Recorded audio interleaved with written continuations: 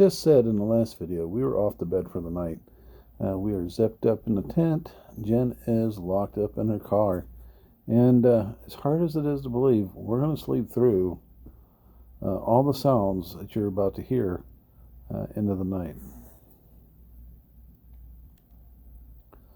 Now, it begins to sound like things start flying towards the camp, dropping, thrown, but it does sound like things are coming in horizontally.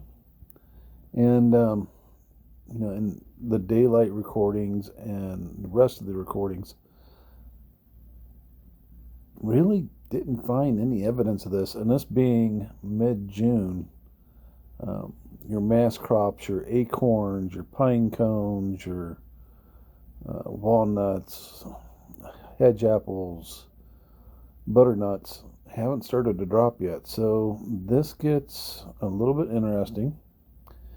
And from there, it does sound like someone or something enters the camp from this direction.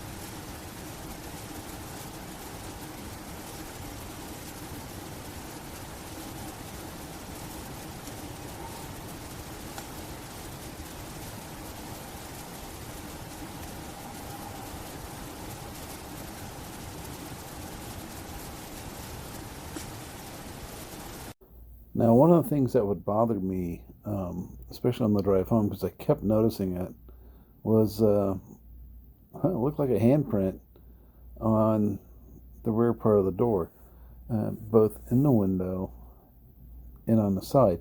And it's hard to see, but the reason I couldn't really figure out why it bothered me so much until after listening to the audio and coming to the conclusion that what I'm looking at is a hand that's thumb down.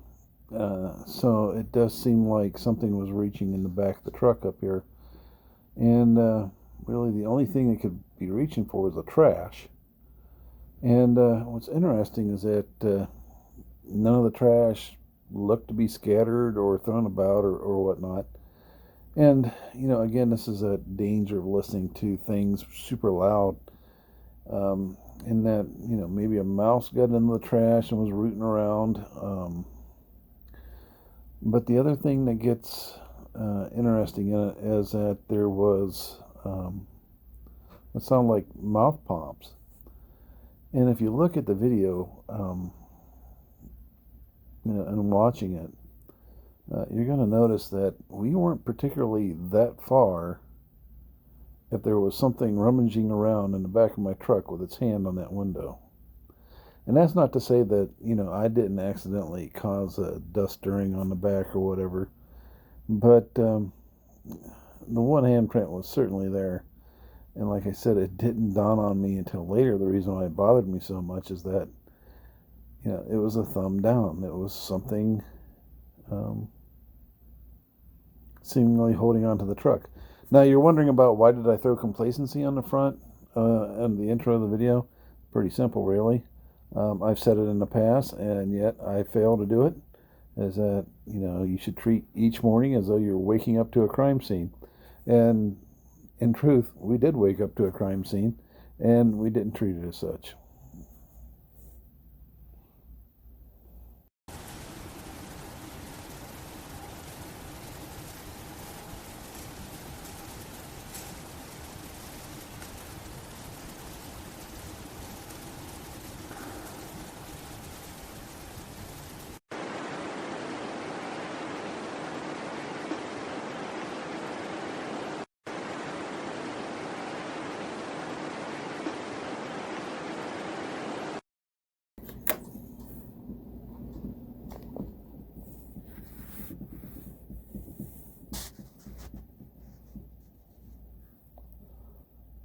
Mark, 3, 2, 1. So latches are going to become a important thing to listen for in the audio, and it's going to be pretty simple. If you just hear a door latch being messed with or manipulated, and you don't hear any popping sound afterwards, that's probably going to be Jen's car. And if you hear a latch being manipulated and you hear a popping afterwards, that's going to be my truck. Because remember, I had issues with my truck, so I didn't lock it that night. And once again, there's that complacency thing. Although, I should have came up with a better plan, but I was complacent in execution and thinking nobody was going to bother us. Turns out that was wrong. And then the jackassery is going to start. And a lot of this is yelling from a distance. You'll hear a good bit of that. How we slept through it, don't know, but somehow we did. And you're going to hear some calls in there that when you listen to in raw audio format, they sound genuinely like you would expect an ape to sound. In running it through the software and everything else, and the fact that I have to pull them out from distance, they don't get quite the quality they do when listening to the raw audio. I'm just going to tell you that right now.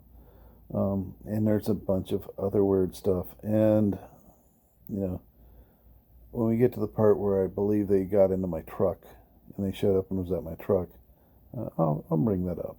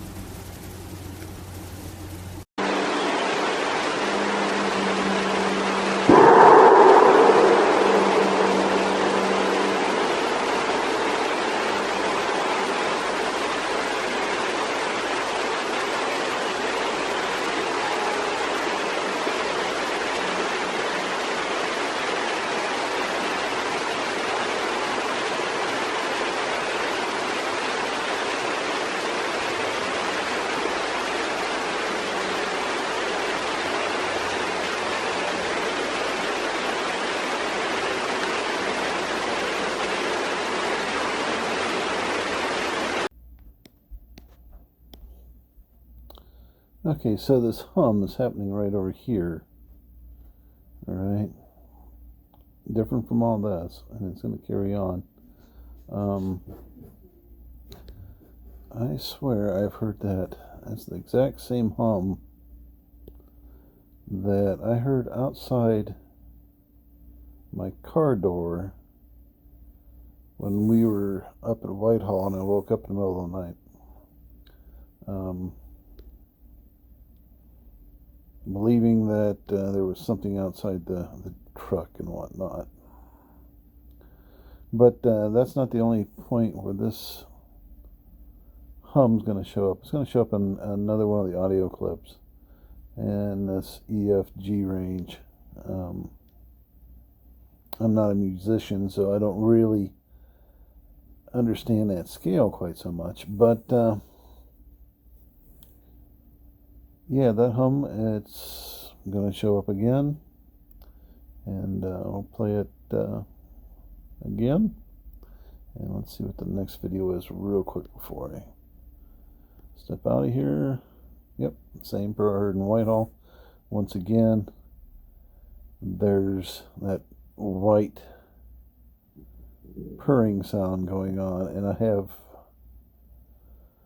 am not familiar with any animal that does that, other than a cat. That's about all I got.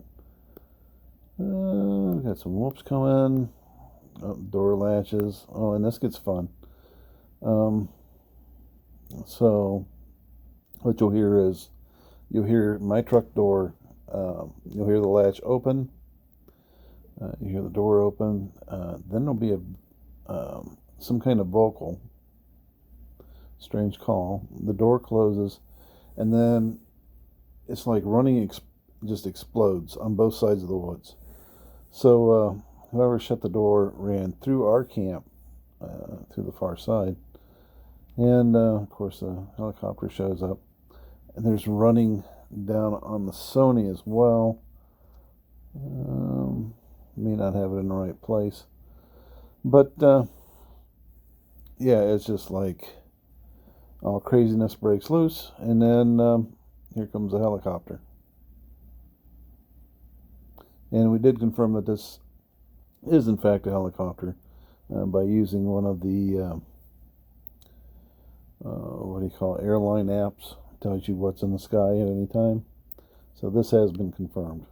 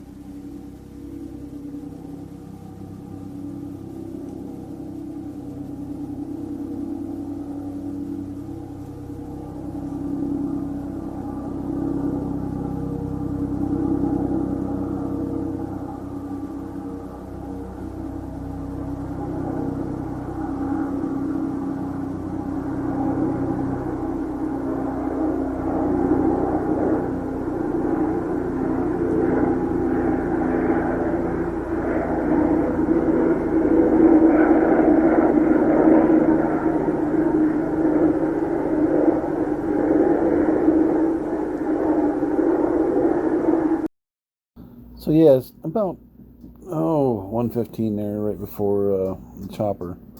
Um, yeah, I think this is when they got Deb's wallet and Kindle, and then put her purse back, which was odd. But yeah, the chopper then went over, and then the H1N starts recording a wood knock and a squeak. They're about 1:30. About 1:50 there, 1:49 in the morning. That's the lid on the cooler being closed. So who knows at this point what the heck is actually messing with the cooler? Are we talking about an animal? Have the people come back? What the deal is? And then at 1:52, I guess we start figuring out it's people, because we start getting these human vocals that say odd things like 55. It sounds like a female there talking. Looks like those are backwards. And then close to 2 o'clock in the morning there at 1:58, the door latches start getting played with again. And I think these are the ones. Okay, there's a female voice again. Loop. We start getting the suspect vocals. And at 2:30 we have an F-bomb and a yoo-hoo. If you've hung around me long enough, you know that yoo-hoos, I have recordings of them out of Washington. I have recordings of them out of West Virginia, Ohio. Not a huge fan of these. It is difficult to hear, thank goodness. But I can hear it with my ear. And like I said, some of these, you're probably going to need headphones on in order to hear some of them. At 2:30, you get another F-bomb. And I didn't touch on this any, because there was a couple moments in the audio where it sounded quite clearly that somebody was talking, but the moment that I would do any kind of filtering or anything like that, it was gone. And so that tells me it was in the low vocal range, and there was a couple of those. Didn't really know what to make of them. I don't believe I was able to capture the one, but because in order to bring up the sound, I would have had to add gain, and as soon as I started adding gain, it was lost. So it's just one of those that you have to listen to the original audio for. Trust me, I went through a lot of these. I'm not quite certain about this EVP. The Sony down in the woods starts recording a possible mouth pop. And that one, was that Sony? No. Actually, yes. The F-bomb me was down at the Sony. Okay. And then we start hearing door latches again at 4 o'clock in the morning. This time I suspect it's Jen's car. And who knows? Like I said, the audio up till now has just been freaking weird. Don't know if it's a human. Don't know if it's something else. Don't know. Bears can open vehicles now too. Don't have any sounds of bear. I did have sounds that I realized were actually made by a whitetail buck, but I omitted them from the video. And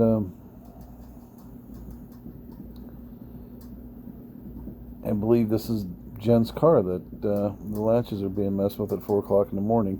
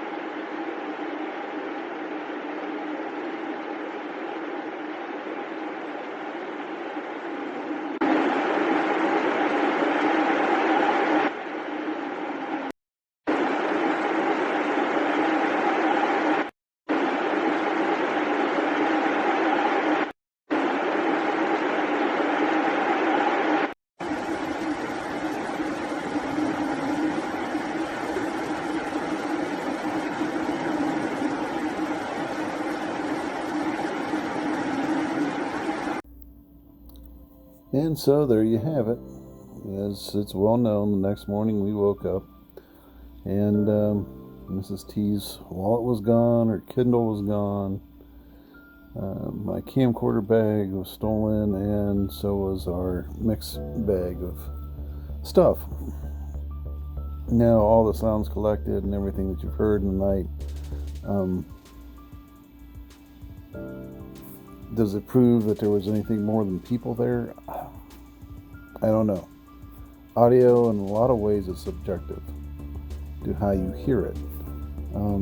But it does sound like we have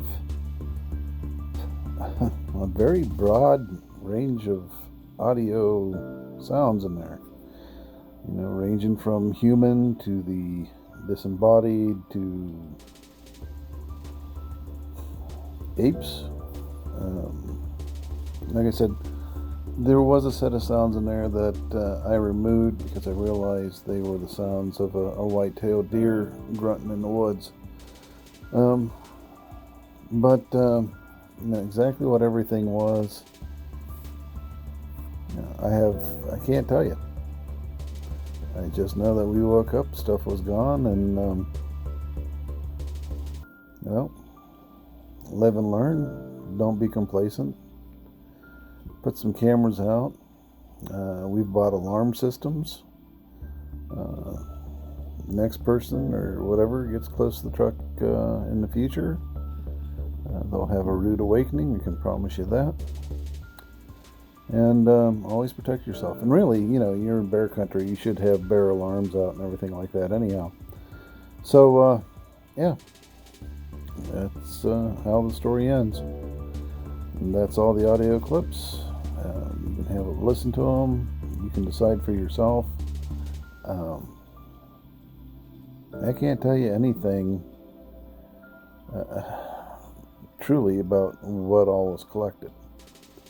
All I can do is present it to you. And let you decide what you think it is. It's a bizarre, unusual, weird, scary situation. Like I said, not only, their focus was on the truck, at least. But,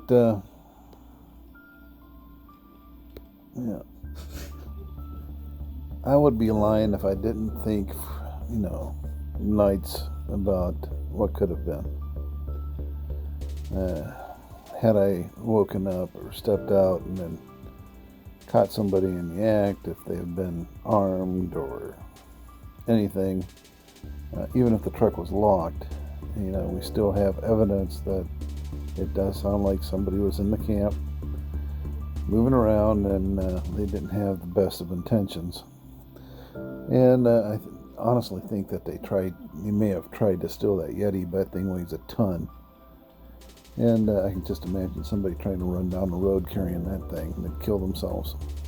Too bad they didn't try to steal it. Oh, I'm sorry. I shouldn't wish ill even on those who have trespassed on you. But, just let it be a reminder. Don't be complacent. Dot your I's, cross your T's. Plan for the worst. Hope for the best. And when you land in the middle, you'll be all right. See you down the road.